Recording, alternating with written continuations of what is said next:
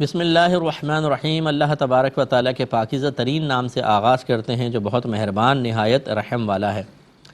درس بخاری کا سلسلہ کتاب البیوع تک پہنچ چکا ہے اور الحمدللہ اس سلسلے میں کئی حدیثیں ذکر کی ہیں۔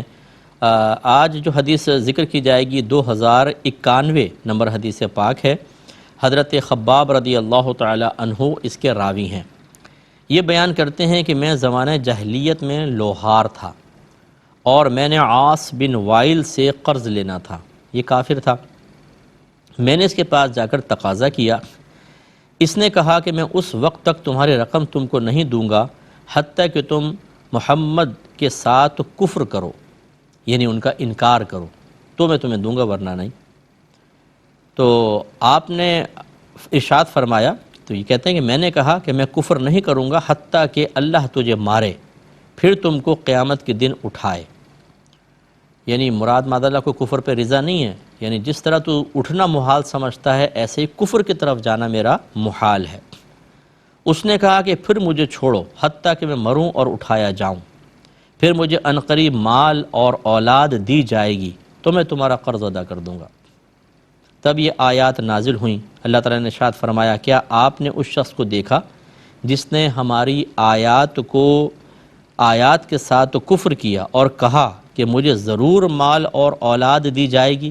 کیا وہ غیب پر مطلع ہے یا اس نے رحمان سے کوئی عہد لیا ہوا ہے؟ سورہ مریم آیت نمبر 77 اور 78۔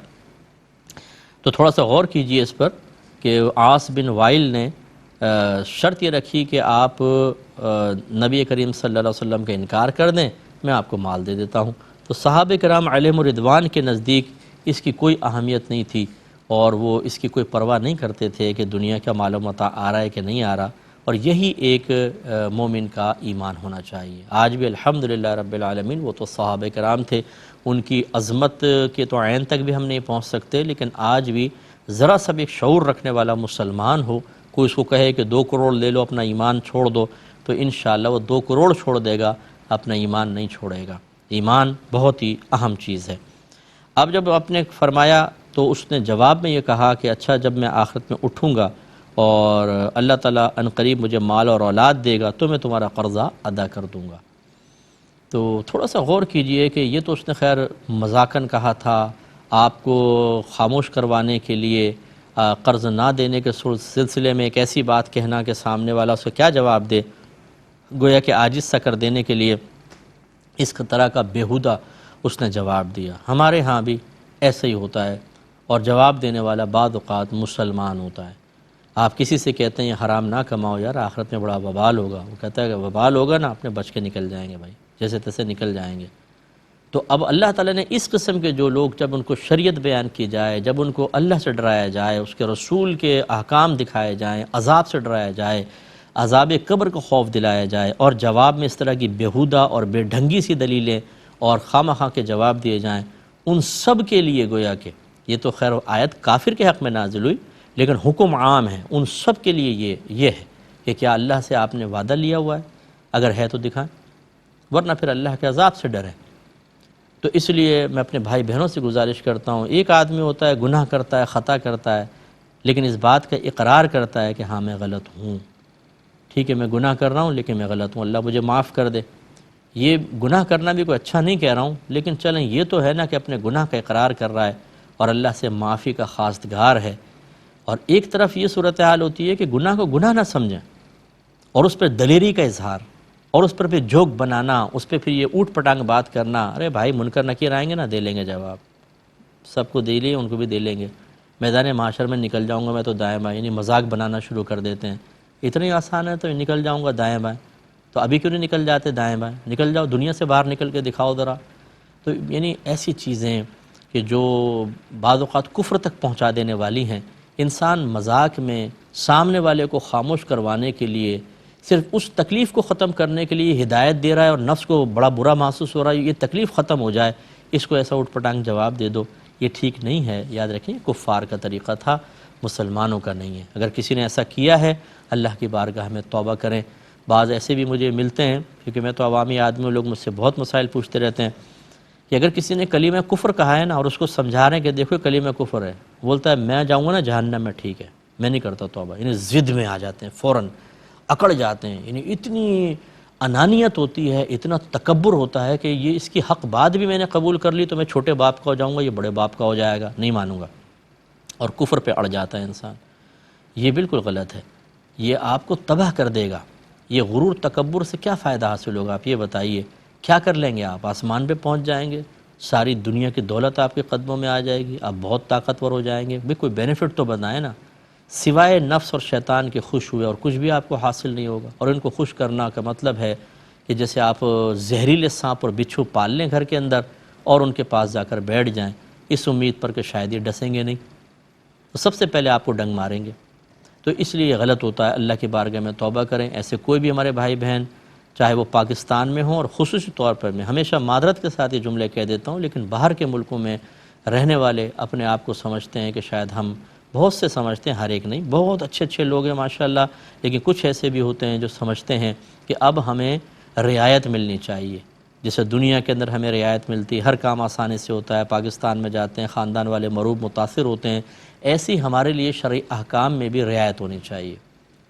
تو وہ پھر اس قسم کے لوگ جو ہوتے ہیں وہ رعایت طلب کرتے ہیں، اور یا پھر وہی مذاق یا پھر اپنی عقل کو قرآن و حدیث کے مقابل لانے کی کوشش کرتے ہیں، اور اسی طرح تکبر غرور بہت ہوتا ہے بعضوں کے اندر، تو وہ حق کو قبول کرنا نہیں چاہتے، علماء کو الٹا کہیں گے آپ اپنی اصلاح کر لیں۔ یعنی آپ سوچیں تو صحیح کیا کہہ رہے ہیں؟ آپ کسی ڈاکٹر نیورو سرجن کے پاس جائیں، آپ کی ریڑھ کی ہڈی کا مسئلہ ہو، آپ کے ذہن میں کچھ اور آ رہا اور وہ کچھ اور بولے، کبھی آپ جرت کریں گے کہ نہیں آپ تو یہ کہہ رہے ہیں لیکن میرا ذہن یہ کہتا ہے؟ اس لیے اپنی تعلیم اپنے پاس رکھیں، جیسے میں کہہ رہا ہوں ویسا آپریشن کریں۔ کبھی کہیں گے آپ؟ کبھی بھی نہیں کہیں گے۔ لیکن ایک عالم، ایک مفتی، صاحب علم لوگ، ان کے اس میں اے بی سی پڑھی نہیں ہوئی، دین کی اے بی سی نہیں جانتے، لیکن آ کے مناظرہ، میرا ذہن یہ کہتا ہے، تو آپ کو ایسا کرنا چاہیے۔ یہ چیز آپ کو تباہ کر دے گی۔ ہمارا کام سمجھانا ہے، پیار سے، محبت سے، کبھی نرمی سے، اور کبھی میں سختی بھی کرتا ہوں اس سلسلے میں، کہ جب میں دیکھتا ہوں کہ کسی کے سختی کے ساتھ ہی کام ہو سکتا ہے تو سختی بھی کرتے ہیں، اور یہ سب سنت کے مطابق ہوتا ہے، اگرچہ بعضوں کو سمجھ میں نہیں آتا۔ نبی کریم تو بڑی نرمی سے جواب دیتے تھے، لیکن جب سرکار نے جو سختی سے جواب دیے وہ آپ نے حدیثیں پڑھی نہیں ہیں، تو بھئی میرا قصور تو نہیں ہے۔ ہم جانتے ہیں شریعت کو آپ سے زیادہ جانتے ہیں، ہم سنت کو آپ سے زیادہ جانتے ہیں، کیونکہ ہم عالم لوگ ہیں، پڑھتے پڑھاتے ہیں۔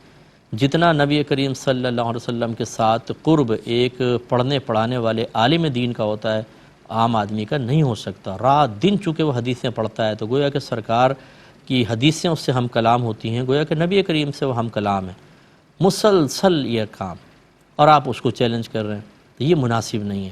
اس لیے پیار محبت سے ہم سمجھاتے ہیں کہ ایسا نہ کریں، آپ بھی تباہ ہوں گے، اور آپ کی اولاد آپ کو دیکھ کر اسی طرز کو اختیار کرے گی تو وہ بھی گناہ گار ہوگی۔ اگلے باب کی طرف آتے ہیں، بابو ذکر الخیاط، درزی کا ذکر یا درزی کے ذکر کا باب۔ 2092 نمبر حدیث پاک ہے۔ حضرت انس بن مالک رضی اللہ تعالی عنہ بیان کرتے ہیں کہ ایک درزی نے کھانا تیار کر کے رسول اللہ صلی اللہ علیہ وسلم کو کھانے کی دعوت دی۔ حضرت انس بن مالک رضی اللہ تعالیٰ عنہ کہتے ہیں کہ میں بھی رسول اللہ صلی اللہ علیہ وسلم کے ساتھ اس کھانے کی دعوت میں گیا۔ اس نے نبی کریم صلی اللہ علیہ وسلم کے پاس روٹی اور لوکی اور گوشت کا سالن رکھا۔ بس میں نے دیکھا کہ نبی کریم صلی اللہ علیہ وسلم پیالے کے ارد گرد سے کدو تلاش کر رہے تھے، یعنی وہ لوکی شریف۔ اس دن سے کہتے ہیں پس اس دن سے میں بھی لوکی یا کدو سے محبت کرنے لگا۔ ترجمے میں دونوں آئے، کدو بھی لوکی بھی۔ تو کدو شریف جو ہے یہ گویا کہ نبی کریم صلی اللہ علیہ وسلم کی سنت مبارکہ ہے، اور سرکار نے اس کو پسند فرمایا۔ آپ مطلب کچھ ایسے آپ کو سوشل میڈیا پہ کلپس مل جائیں جو کدو کے فوائد کے بارے میں، اس کو ایک دفعہ سنیے گا آپ کہ اس میں کتنے فائدے ہیں۔ اللہ کے نبی کوئی نفس کی خاطر کچھ بھی نہیں کرتے، ان کا نفس تو بالکل مطیع فرما بردار ہوتا ہے، وہ مطالبہ کیا کرے گا بیچارہ۔ رحمت کونین صلی اللہ علیہ وسلم نے ارشاد فرمایا، جب کوئی شخص پیدا ہوتا ہے تو اس کے ساتھ ایک فرشتہ اور ایک شیطان پیدا ہوتا ہے۔ فرشتہ ساری زندگی نیکی کی دعوت دیتا ہے اور شیطان برائی کی دعوت دیتا ہے۔ دار ادب میں رہ کر پوچھا گیا، یا رسول اللہ صلی اللہ علیہ وسلم کیا آپ کے ساتھ بھی ایسا ہوا؟ سرکار نے فرمایا کہ ہاں، میرے ساتھ بھی ایک شیطان پیدا کیا، لیکن وہ میری صحبت کی برکت سے مسلمان ہو گیا۔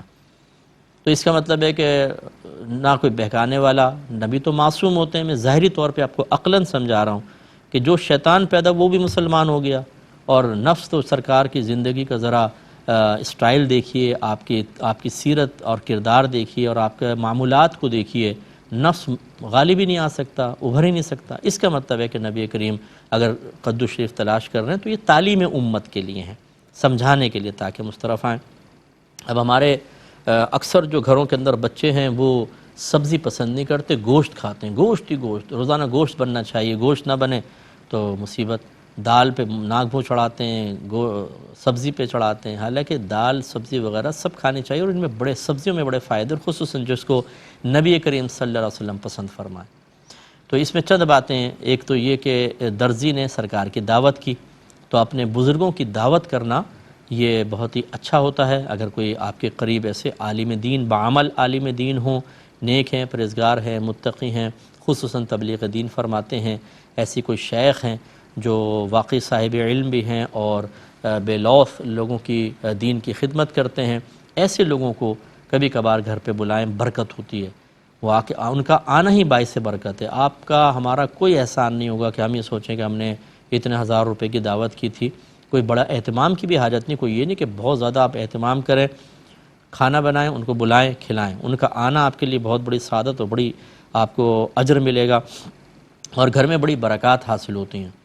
دوسرا اس میں ایک عاجزی کا پہلو دیکھیں، انہوں نے دعوت کی، سرکار ان کی دعوت پر گئے ہیں، ایک درزی ہیں، تو اس زمانے میں تو جیسے میں نے پہلے بھی عرض کیا تھا کہ یہ پیشے وغیرہ اتنا زیادہ ان کو کوئی خصیص نہیں سمجھا جاتا تھا، یعنی اس نگاہ سے نہیں دیکھتے تھے۔ آج کل تو بڑا ہی ہوتا ہے بھئی فلاں ایسا، فلاں ایسا، فلاں ایسا، تو لیکن فرض کر لیں اگر ہم آج کے دور کے اعتبار سے دیکھیں تو اس سے یہ نتیجہ نکالا جا سکتا ہے کہ یہ نہ دیکھیں کس نے دعوت کی ہے، رزق حلال کماتا ہے تو کبھی کبھار کسی غریب کی دعوت میں بھی جانا چاہیے، جس کو آپ فرض کر لیں سمجھتے ہیں کہ وہ آپ کے لیول کا نہیں ہے، تھوڑا نیچے لیول کا ہے، مالی لحاظ سے، خاندانی اعتبار سے، لیکن اچھا آدمی ہے، تو یہ ہماری عاجزی ہوگی کہ ہم خود چل کر اس کے پاس جائیں، اس کی دعوت کو قبول کر لیں اور اس کو عزت بخشیں، تو یہ بہت اچھا ہوتا ہے، اس میں کوئی حرج نہیں ہے، اور یہ سنت رسول ہے۔ اور حضرت انس بن مالک کہتے ہیں کہ جب میں نے سرکار کو یہ دیکھا کہ آپ کا یہ شغف ہے اس سبزی کے اندر، تو پھر میں بھی اس کو پسند کرنے لگا۔ یہ بڑی پیاری بات ہوتی ہے کہ ایک چیز، جس چیز کو انبیاء علیہم السلام سے خصوصاً یا صحابہ کرام پھر اولیاء عظام سے نسبت ہو جائے، ہم اپنی طبیعتوں کو، کیفیات کو، اپنے اعمال معمولات کو تھوڑا سا تبدیل کریں، اسی کے مطابق کرنے کی کوشش کریں، اگرچہ اس میں طبعی تقاضا بھی بہت بڑی ایک اہمیت رکھتا ہے اور بہت بڑا کردار ادا کرتا ہے۔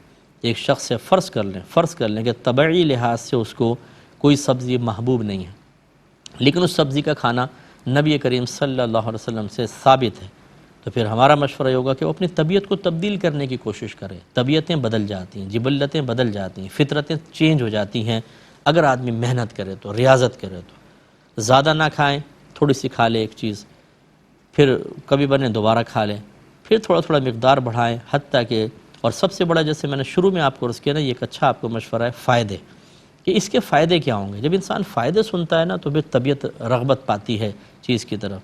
ہمارے والد صاحب فوت ہو گئے، اللہ ان کو جنت الفردوس میں اعلیٰ مقام عطا فرمائے، تو وہ حکمت بھی کرتے تھے، ہومیوپیتھک ڈاکٹر بھی تھے، وہ ہمیں مطلب کبھی کبھار بتاتے تھے کہ حکماء نے یہ کہا کہ اگر کسی چیز کے فائدے پہلے پڑھ کر پھر اس چیز کو استعمال کیا جائے تو نفسیاتی اعتبار سے جسم زیادہ جلدی اثر قبول کرتا ہے، اور اگر فائدے ذہن میں نہ ہوں یا الٹی کراہت ہو ذہن کے اندر، طبیعت کے اندر، تو پھر کیا فائدہ حاصل ہوگا۔ بعض لوگ منہ بنا بنا کے چیزیں کھاتے ہیں تو کیا، جیسے بچے ہوتے ہیں، ماں کہہ کے تھک گئے، پھر اچھا کھا رہے ہیں، تھوڑا بہت کھا لیا تو وہ جسم میں بعض اوقات لگ نہیں پاتا، خوش دلی کے ساتھ کریں تو زیادہ۔ تو یہ پہلے فائدے دیکھ لیں تاکہ رغبت پیدا ہو، اور خدا نہ کرے نفرت رکھنا یا مطلب اظہار نفرت کرنا، یہ دونوں خطرناک ہیں۔ آپ کو پسند نہیں آ رہا نہ کھائیں، چلو پھر بھی یہ عافیت ہے، لیکن نفرت، مجھے تو اس سے فلاں سے معاذ اللہ فلاں چیز سے نفرت ہے، یا اس کے بارے میں تحقیرانہ جملے کہنا، نہیں، جس چیز کو اللہ کے نبی سے نسبت ہو جائے بس اس کے لیے اگر آپ کلام کریں گے تو اپنے ایمان کی فکر کریں، اللہ کی بارگاہ میں توبہ کریں، اگر کسی نے ایسا کیا ہے تو فوراً اللہ کی بارگاہ میں رجوع کریں، توبہ کر لیں اور آئندہ ایسا نہ کریں۔ اللہ الحمدللہ رب العالمین، اللہ نے، میں تحدیث نعمت کے طور پر عرض کرتا ہوں کہ ایسی ہماری تو ایسی طبیعت بنائی، ہر چیز کھا لیں کوئی نہیں، اور خصوصاً جس کو میرے آقا سے نسبت ہو جائے پھر تو مطلب یہ کہ طبیعت فوراً مائل ہو جاتی ہے۔ یہ گاڈ گفٹڈ چیز ہوتی ہے، آپ میں بہت سارے ایسے ہوں گے ماشاءاللہ، بس سنا تو ایک دم طبیعت مائل ہو گئی، لیکن بہرحال ایسے بھی لوگ بہت ملے ہیں کہ نہیں مائل ہوتی، انہیں تکلفاً مائل کرنا چاہیے، اپنے آپ کو اس طرف لانا چاہیے، نہ ہو تو پھر ہمارا مشورہ یہ کہ کم از کم نفرت یا اظہار نفرت تو نہ کریں۔ اگلے باب کی طرف آتے ہیں، باب ذکر النساج، کپڑا بننے والے کا ذکر، اس کا باب 2093 نمبر حدیث پاک ہے۔ حضرت سہل بن سعد رضی اللہ تعالی عنہ سے سنا، یہ راوی ابو حازم ان کے پیچھے راوی ہیں، وہ کہتے ہیں کہ میں نے حضرت سہل بن سعد سے سنا کہ ایک عورت ایک بردہ لے کر آئی۔ حضرت سہل نے پھر لوگوں سے جو سامنے بیٹھے تھے ان سے پوچھا، کیا تمہیں معلوم ہے کہ بردہ کسے کہتے ہیں؟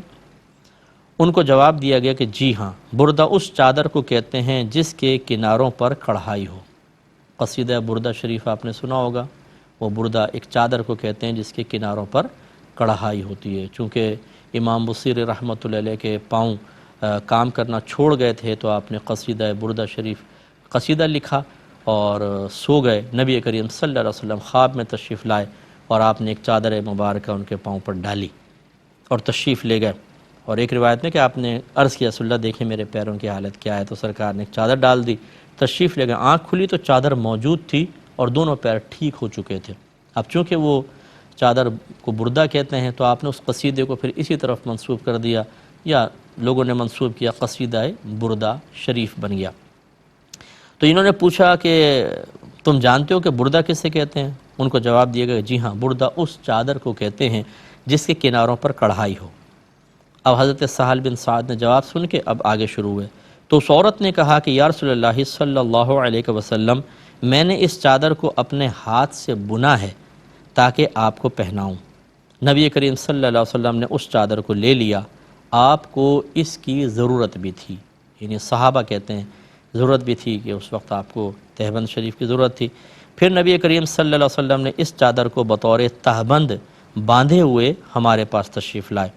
لوگوں میں سے ایک شخص نے کہا یا رسول اللہ صلی اللہ علیہ وسلم، یہ چادر مجھے پہنا دیجئے۔ سرکار نے جواب میں فرمایا کہ ہاں۔ پھر آپ مجلس میں بیٹھ گئے، پھر آپ چلے گئے اور اس چادر کو لپیٹ کر اس شخص کے پاس بھیج دیا۔ لوگوں نے اس شخص سے کہا کہ تم نے اچھا نہیں کیا، تم نے آپ سے یعنی نبی کریم صلی اللہ علیہ وسلم سے یہ چادر مانگ لی، حالانکہ تم کو معلوم ہے کہ آپ کسی سائل کے سوال کو مسترد نہیں کرتے۔ اس شخص نے کہا کہ میں نے اس چادر کا صرف اس لیے سوال کیا تھا تاکہ جس دن میری موت ہو اس دن وہ میرا کفن ہو جائے۔